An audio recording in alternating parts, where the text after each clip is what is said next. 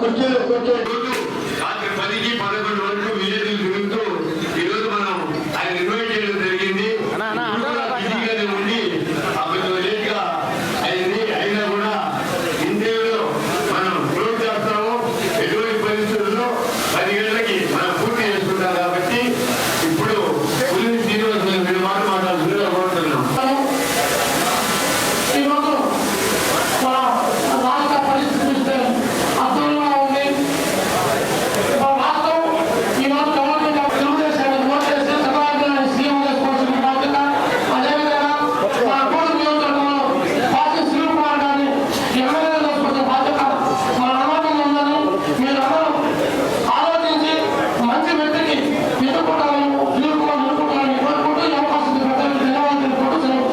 మీ అందరికీ తెలుసు, గత చిన్న వయసు నుండి కూడా అంటే 20 సంవత్సరాల వయసు నుండి కూడా కాలేజీలో పోటీలు చేస్తూ కాలేజీ అలాంటి తరుణంలో మన గూడూరు చైర్మన్ గా వారికి టికెట్ రావడము, ఆ వచ్చిన వెంటనే గెలిచిన తర్వాత మీ అందరికీ తెలుసు గూడూరు ఎంత అభివృద్ధి పనులు నడిపింది మీ అందరికీ తెలుసు.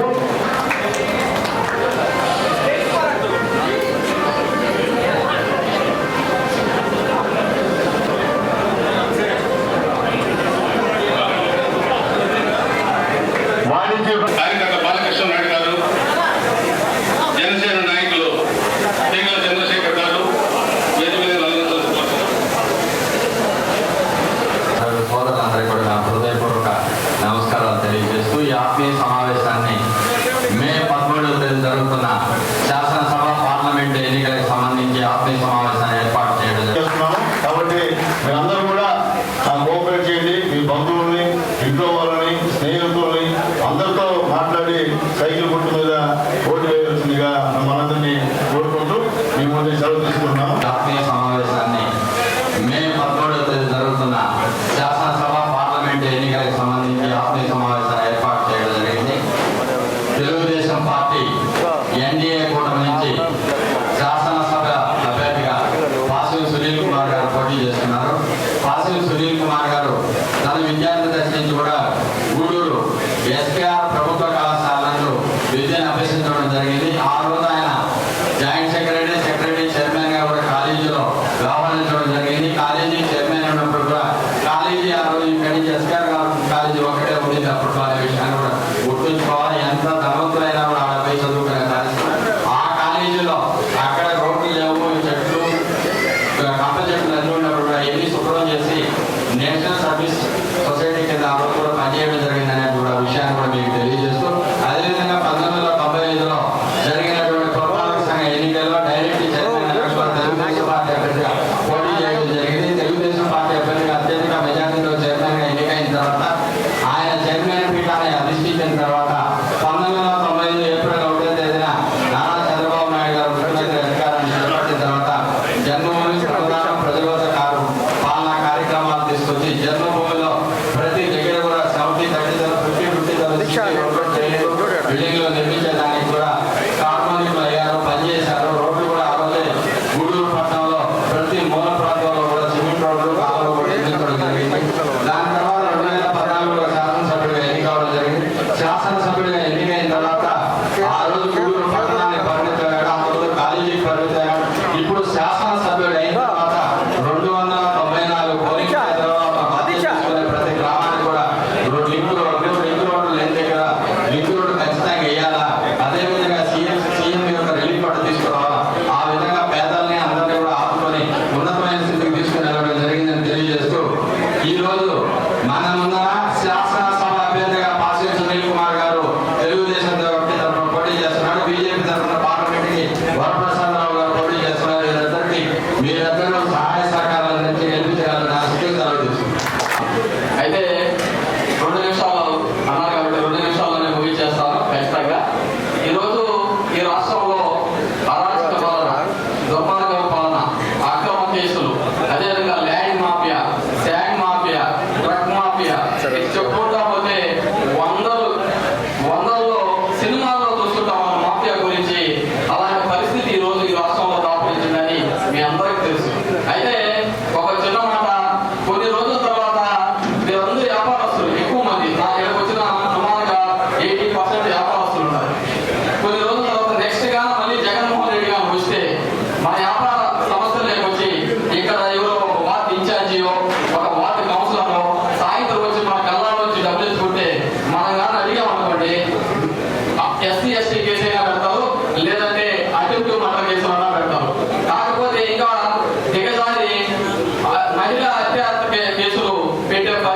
జగన్మోహన్ రెడ్డి పరిపాలన మనం చూసాం.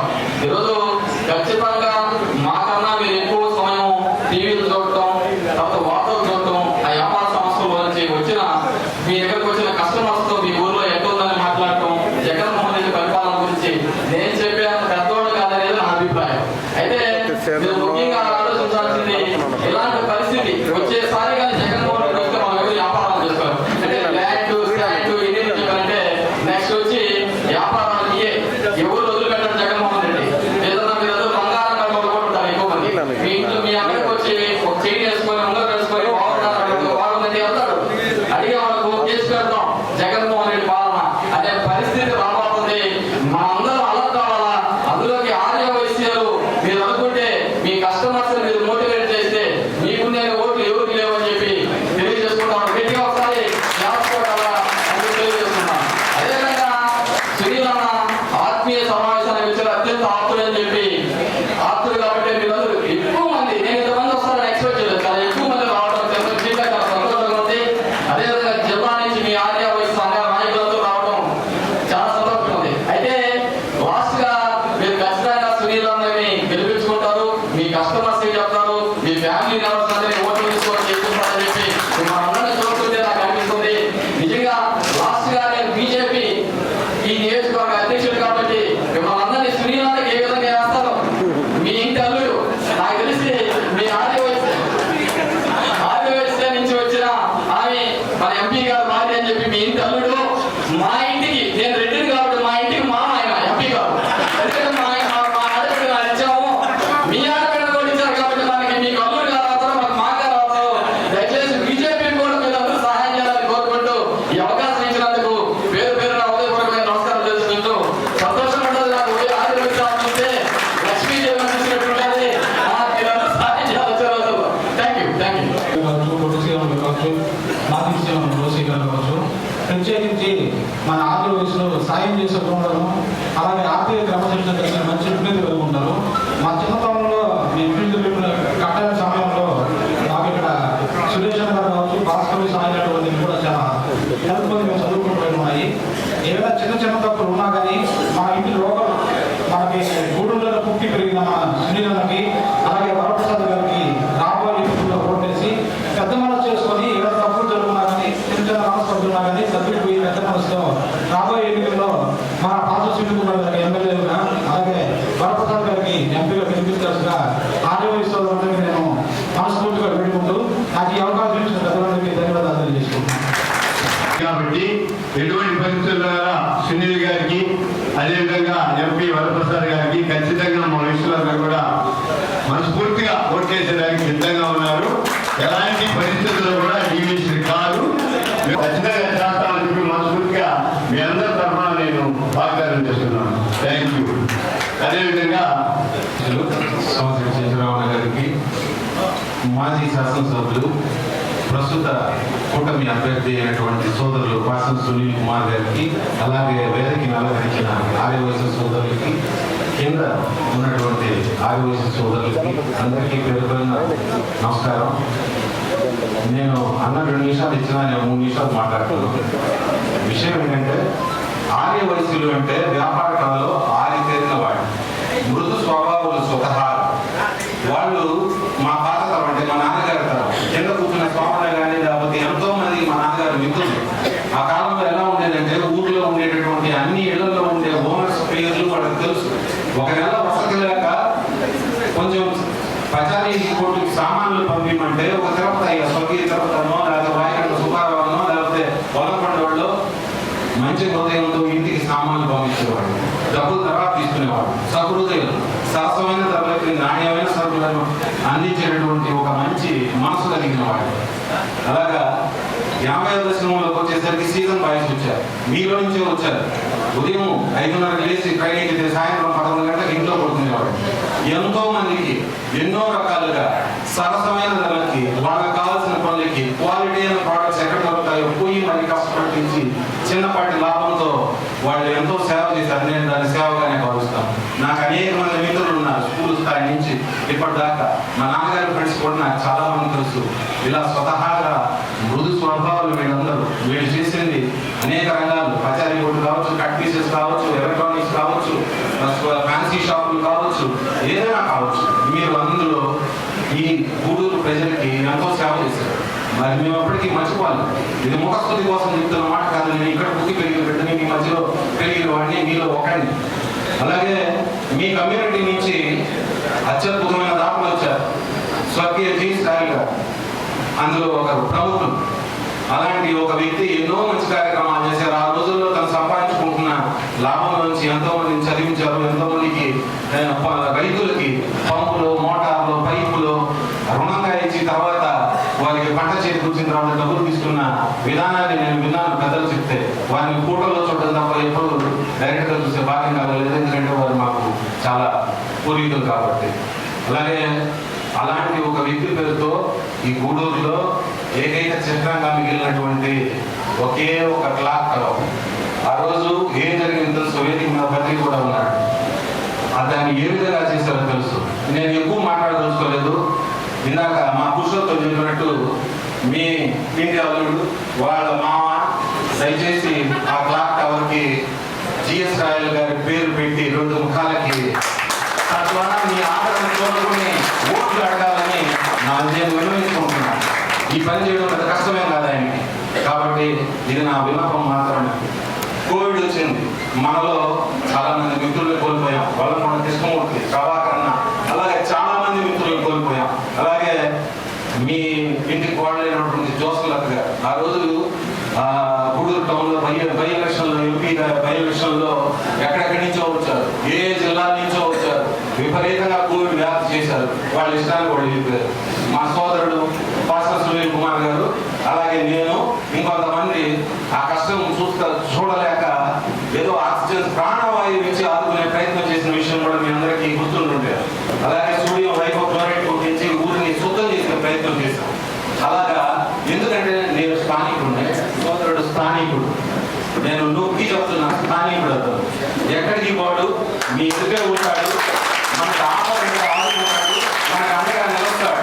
కాబట్టి సోదరుడు పాసం సునీల్ కుమార్ గారిని మనం అందరం కూడా ఇంకోసారి భారీ మెజార్టీతో చూపించుకున్న దిశగా మనం అందరం కూడా పనిచేయాలి. అలాగే ఆర్యవైశ్య సోదరులు అంటేనే భక్తులు. దేవాదాయ ధర్మాదాయ శాఖ చెందిన ఆస్తుల్ని అన్యాక్రాంతం చేయాలని చూసిన వాళ్ళలో బయట నుంచి వచ్చిన వాళ్ళు 10% అనుకుంటే, కొంతమంది స్థానికులు దుర్మార్గమైన మార్గాన్ని అవలంబించి ఆ దేవాదాయ ధర్మాదాయ శాఖ ఆస్తుల్ని కూడా అన్యాక్రాంతం చేయాలని చూశారు. నేను ఎందుకు చెప్తున్నానంటే, వెంకటేశ్వర దేవస్థానం 2.5 ఎకరాన్ని అన్యాక్రాంతం చేయాలని చూసినప్పుడు ఆ భగవద్గ్రహంతో సునీల్ దగ్గర వచ్చారు సంతకం పెట్టమని. సునీల్ ఇమీడియట్ గా నాకు ఫోన్ చేసి ఆ రోజు అన్నా ఏదో నువ్వు ఏదో చేయాలని ఉన్నావు, ఏది నా ఇటు వచ్చి సంతకం పెట్టమన్నారంటే, తమ్ముడా కొంచెం ఆగు, ఒకరోజు టైం అంటే మిత్రుడు అర్థం చేసుకుని సంతకం పెట్టుకుని వెనక్కి పంపించాడు. ఆగ మేఘాల మీద ఢిల్లీకి పోయి వెంకయ్యనాయుడు గారిని అడిగి నారాయణ గారు, అలాంటి మంత్రి నారాయణ గారిని రిక్వెస్ట్ చేసుకుని ఆ ప్రపోజల్ని క్యాన్సిల్ చేయించి ఆ దేవాలయ స్థలాన్ని దేవాలయాన్ని ఉండేట్టు చేయడమే కాక ఈ రోజు వరకు కూడా కాపాడుకుంటా వచ్చిన ప్రయత్నం చేస్తున్నాం. ఇవన్నీ కూడా అలాగే పుల్లమ్మ కామాక్షమ్మ సత్రం, ఇలాగా దేవాదాయ ధర్మాదాయ శాఖ ఆస్తుల్ని అమ్ముకుని లాభాలు సంపాదించిన దుర్మార్గులు ఉన్నారు. అలాంటి వాళ్ళందరూ కూడా వైఎస్ఆర్సీపీ పార్టీలోనే ఉన్నారు.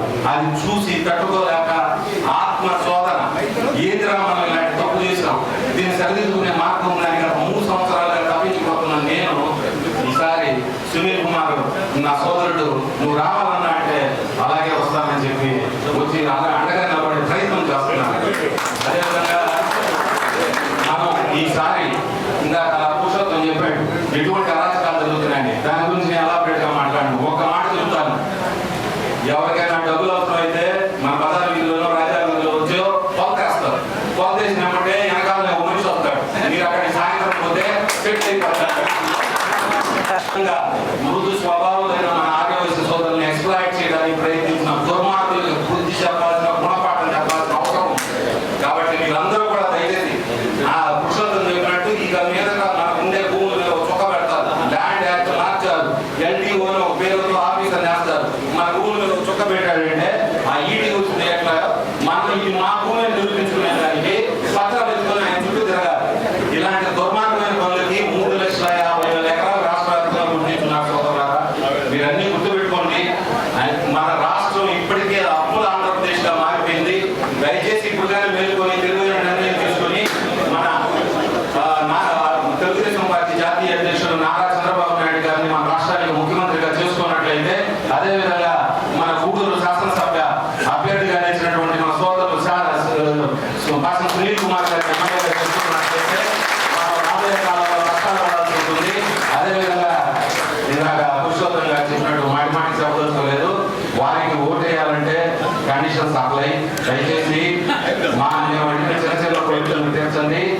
మీరు ఓటు అడగండి, మేము కూడా మీకోసం ప్రచారం చేస్తాము. అప్పటిదాకా అయితే మాత్రం కండిషన్స్ అప్లై. మంచి అవకాశాలు గూడూరు నియోజకవర్గ ఆర్యవైశ్య సమ్మేళనానికి సభాధ్యక్షుడిగా నిర్వహించినటువంటి సిద్ధరామయ్య గారికి, అలాగే ముఖ్య అతిథిగా విచ్చేసినటువంటి చాలా మంది నిరుపేదలు ఉన్నారు. మీ యొక్క ప్రభుత్వం వస్తే తప్పనిసరిగా ప్రభుత్వం వస్తుంది, 100% ప్రభుత్వం వస్తుంది. అరాచక పాలన మాత్రం 100% వెళ్ళిపోతుంది. చంద్రబాబు నాయుడు గారు ముఖ్యమంత్రి అవుతారు, సునీల్ కుమార్ గారు ఎమ్మెల్యే అవుతారు. గాలి అక్కడ వీస్తుందన్నమాట. కాబట్టి మిమ్మల్ని గెలిపించే బాధ్యత మా ఆది వయసును తీసుకుంటాం. మీరు మా ఆది వయసులకి ఎన్నో సంక్షేమ పథకాలు ప్రభుత్వం తరఫున వస్తాయి. రాష్ట్ర ప్రభుత్వం తరఫున అయితేనేమి, కేంద్ర ప్రభుత్వం తరఫున అయితేనేమి, వీటన్నింటినీ కూడా మా ఆది వయసులో కూడా పేదలు ఉంటారు. కాబట్టి మిమ్మల్ని బాధ్యత తీసుకుంటాం. ప్రభుత్వం గెలిపించే బాధ్యత మేము తీసుకుంటాం. మా ఆది వయసుని పేదల్ని కాపాడే బాధ్యత మీరు తీసుకోవాలని చెప్పి కోరుకుంటున్నాను. ఇంకొక విషయం ఏంటంటే, మాకు కూడా ఆది వయసులో కూడా రాజకీయంగా ఎదగాలంటే, గుర్తింపు రావాలంటే మీరు మీ ప్రభుత్వం వచ్చిన తర్వాత ఒక్కొక్క నియోజకవర్గానికి ఒక ప్రముఖమైన పదవిని, ఏదో ఒక చైర్మన్ పదవి, ఏదో ఇస్తే కానీ వయసులో మీకు ఇంకా అభివృద్ధి చేయడానికి అవకాశం ఉంటుంది.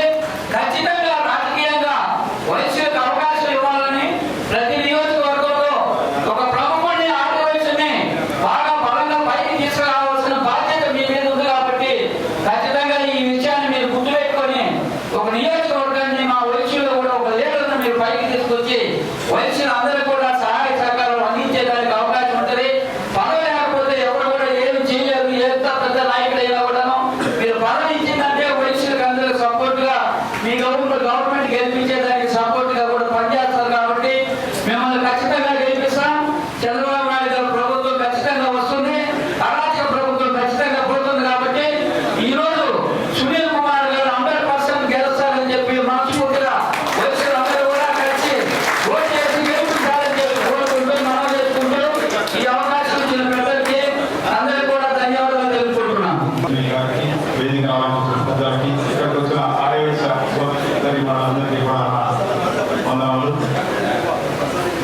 ఈరోజు రాష్ట్ర వ్యాప్తంగా కూడా ఆర్యవైశ్యుల్లో 100% పైన తెలుగుదేశం అండ్ బీజేపీ, వాళ్ళందరూ కూడా తెలుగుదేశం తరఫున బీజేపీ తరఫునే ఉన్నారు.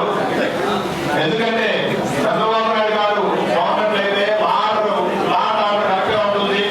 మనలో ఉండే వాళ్ళలో 100% దాకా వ్యాపారస్తులే,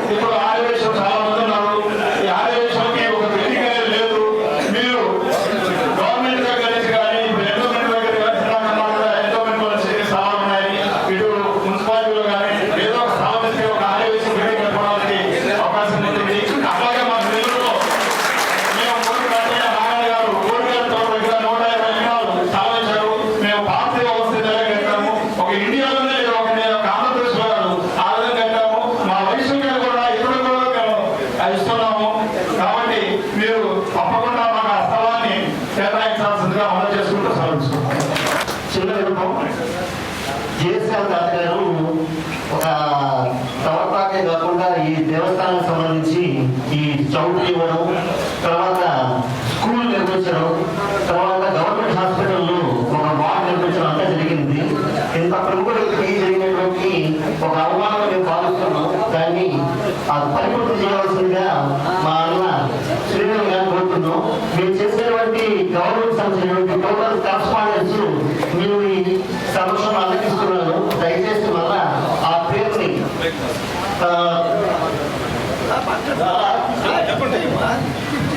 ఆ పేరుని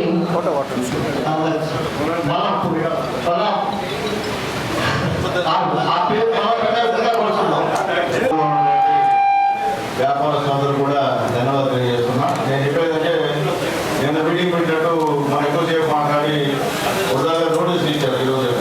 కాబట్టి ఆ పరిస్థితి రాలేదు. నేను అదే గుర్తుపెట్టింది. ఎందుకంటే అదే నిదర్శనం. నిన్న వచ్చి చెప్తా ఉన్నా కానీ విరుద్ధంగా మాట్లాడి నోటీసు ఇచ్చేది తీసుకొని ఎవరు మరి నేను ఆ పని చేయను. నేను కరెక్ట్ టైం 10 గంటల ఆపేస్తాను. అట్లాగే ముఖ్యంగా మా బద్రి గారు చెప్పిన విషయం నిజంగా చాలా విచారకరం, చాలా బాధాకరం. ఎన్నో సంవత్సరాల నుండి చౌక్ క్లాస్ పెద్ద ప్రయత్నం ఉంటే దాన్ని మార్చేయడం మంచి పద్ధతి కాదు. ఖచ్చితంగా మీ అందరి దయ వల్ల నేను గెలిస్తే దానికి మరలా అని చెప్పి తెలియజేస్తున్నా. ఖచ్చితంగా నామకరణం చేస్తానని చెప్పి మీ అందరూ కూడా తెలియజేస్తున్నా. నేను చెప్పే మాట్లాడటం అనేది కాదని చెప్పి మీ అందరూ కూడా తెలుసు అని చెప్పి నేను తెలియజేస్తున్నా. అలాగే పెద్దలు గురుబాబు గారు చెప్పినట్టు ఆర్యవేశ కళ్యాణ మండపం కూడా స్థలం ఎక్కడ ఉంటే ఊరికి కొంచెం దగ్గరగా ఉంటే కూడా అది కూడా ఏర్పాటు చేస్తానని చెప్పి నేను మీకు తెలియజేస్తున్నాను. అయితే మీకంతా తెలుసు, సుబ్బారావు అనేటువంటి వైశ్య కమ్యూనిటీ ఒంగోలులో లాడ్జీలో పట్టుకొని కొట్టి అది వాట్సాప్లో పెట్టి వాళ్ళ మంత్రులకు చూపించిన విషయం కూడా ఒకసారి మీరు గుర్తు చేస్తున్నా. ఒకసారి గుర్తు చేసుకోండి. తెలుగుదేశం పార్టీలో ఎప్పుడైనా సరే ఆర్యవేశుల పైన ఇటువంటి విధమైనటువంటి ప్రవర్తన జరిగిందని ఆలోచిస్తున్నా. ఈ వైఎస్ఆర్సీపీ గవర్నమెంట్లో ఈ విధంగా అలిచే ప్రయత్నం చేస్తున్నారు. దాని ఉదాహరణ ఒంగోలు సుబ్బారావు గారు అని చెప్పి నేను తెలియజేస్తున్నా. అట్లాగే ముఖ్యంగా ఏమో చెప్తున్నారు, సునీల్ కుమార్ అంట గెలిచేమో చేస్తాడు. ఏమైనా నేను ఏమన్నా చేయడం అనుకున్నా ఉద్యోగం వచ్చాను. న్యాయం చెప్పండి. మీరు నేను ఎమ్మెల్యే కూడా నేను ఉద్యోగం వచ్చాను అన్నా. న్యాయం చెప్పండి. ఎవరైనా నోట్ చేసిన డబ్బులు అడిగాను, సంతానం అడిగాను. నేను నిజం చెప్పండి, నిజం చెప్పండి. ఇప్పుడు ఇక్కడైనా టూరిస్ట్ ఎక్కువైపోయారు. ఎక్కడ వచ్చి ఇది బాగుంటుంది టూరిస్ట్ ప్రదేశం కాబట్టి ఇక్కడ ఉండేది వెళ్ళిపోయేది. కాబట్టి మళ్ళీ అక్కడ టూరిస్ట్కి అవకాశం ఉందని చెప్పి నేను తెలియజేస్తున్నా. నేను స్థానికుడిని, ఇక్కడ పుట్టినోడిని, ఇక్కడ పెరిగినోడిని, మీతో పాటు చాలా మంది చదివినోడిని. మీరు ఏ ఆపద వచ్చినా ఏ టైం వచ్చినా నేను పలికేవాడిని. అది మెదడు కూడా తెలుసు. ఆల్మోస్ట్ నేను మున్సిపల్ చైర్మన్గా ఉన్నప్పుడు కూడా పెద్దలు పెంచడం వల్ల ఎక్కడ లైట్ అయ్యారంటే నేను నేరుగా రావడం మున్సిపాలిటీ కానీ ఆ నేరుగా గోల్డ్ షాప్కి వెళ్ళి ఎక్కడి నుంచి లైట్ ఇచ్చా, ఎక్కడి నుంచి బోర్డు ఇచ్చాను. అట్లాగే నేను ఎమ్మెల్యేగా ఉన్నప్పుడు కూడా మీకు తెలుసు, మనసులో పెట్టుకోండి. చాలా విషయాలు కూడా మీరు కొంతమంది వ్యాపారం చేస్తుంటే బయట వాళ్ళకి ఒప్పకుండా మిమ్మల్ని ఇబ్బంది పెట్టే నిలబడి చేశారు. ఆ టైంలో గట్టిగా నిలబడ్డా, నేను నిలబడ్డా. అందులో నాకు కోపం, నువ్వు నిలబడ్డావు అంటే వేరే దాంట్లో వయసులు పోకూడదా, వేరే వ్యాపారంలో వయసులు చేయకూడదా, ఏ వీలే చేయాలా, వ్యాపారం అన్నదాన్ని ముందు చేసి నేను సపోర్ట్ చేసిన విషయాన్ని మీకు తెలియజేస్తాను. అయితే ఇక్కడ కొంతమంది చీటర్స్ మిమ్మల్ని చాలా ఇబ్బంది పెట్టే విషయాన్ని కూడా ఒకసారి గుర్తు చేస్తున్నారు. అయితే వాళ్ళందరూ కూడా రాబోయే రోజుల్లో గుణపాఠం ఖచ్చితంగా చేస్తా. మీ తరఫున నేను పోరాడతా. మీరు ఎక్కడ కూడా మిమ్మల్ని ఎవరు బ్లాక్మెయిల్ చేసినా నేనైతే వదలను. ఎందుకంటే మీరు నా కూడుకోడు, నాకు సంబంధించిన వాడు. అంతేగా పొలిటికల్ అయితే నాకు కాదు. మాకు ముఖ్యంగా మీ అందరితో కూడా ఇంకా మనం 1-to-1 కాంటాక్ట్ ఉంది. ఏదో విషయం మాట్లాడుకుంటూ ఉన్నాం. కాబట్టి దయచేసి అర్థం చేసుకోండి. ఒకసారి అవకాశం మున్సిపల్ చైర్మన్గా మీరు అందరూ ఇచ్చారు. నాకు అప్పుడు కూడా 99% ఓట్లు నాకు మున్సిపల్ చైర్మన్గా అందరూ ఇచ్చారు. మళ్ళీ నేను వైఎస్ఆర్సీపీ ఎమ్మెల్యే కూడా మీరు 70% మీరు నాకు చేశారు. ఎందుకంటే నాకు తెలుస్తుంది ఈసారి ఒకసారి అయితే అవకాశం అది ఎవరు చేయడం రాష్ట్రంలో ఎగిరిపోయింది. ఈసారి అయితే దయచేసి హృదయం కూడా చేయదైతే మొక్కుతున్నాను. స్థానికుడికి అవకాశం ఉంది, పనిచేసేవాడికి అవకాశం ఉంది, పనిచేస్తాను. ఎందుకంటే ఈ రోడ్డు వేసింది నేనే, ఈ రోడ్డు పదహారు రోడ్డు వేసింది నేనే. ఎవరు ఈ 5 సంవత్సరాల 10 నెలల్లో వైఎస్ఆర్సీపీ నాయకులు పనిచేశారు. చెప్పండి ఈ గుడి దాన్ని మొత్తం పడగొట్టి అన్ని కులం సభ్యులను పడగొట్టేశారు. అలాగే ఆ టవర్ కూడా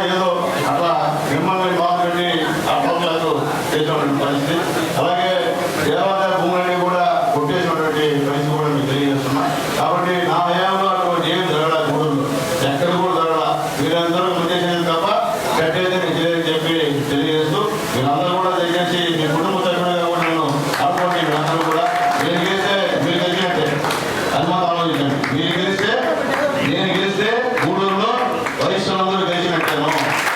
ఎప్పుడు ఏ అవసరం వచ్చినా నిలబడి చేస్తాను, ప్రాణానికి ప్రాణం ఇస్తాను, మిమ్మల్ని నా ప్రాణంలో కాపాడుకుంటారని చెప్పి మరొకసారి తెలియజేస్తూ మీరందరూ కూడా దయచేసి సైకిల్ గుర్తు మీద ఓట్లేసి ఎమ్మెల్యేగా నాకు గెలిపించుకుంటున్నా.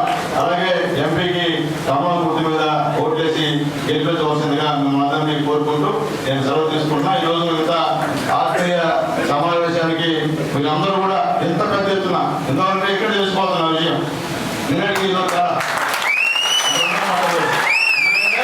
ఎవరు అనుకుంటున్నారు, కానీ వాస్తవంగా గ్రౌండ్ లెవెల్ పోతే ఆర్టీఓఎస్లో పూర్తి సహాయ సహకారాలు ఎవరికి ఉన్నాయి, నాకే ఉన్నాయి.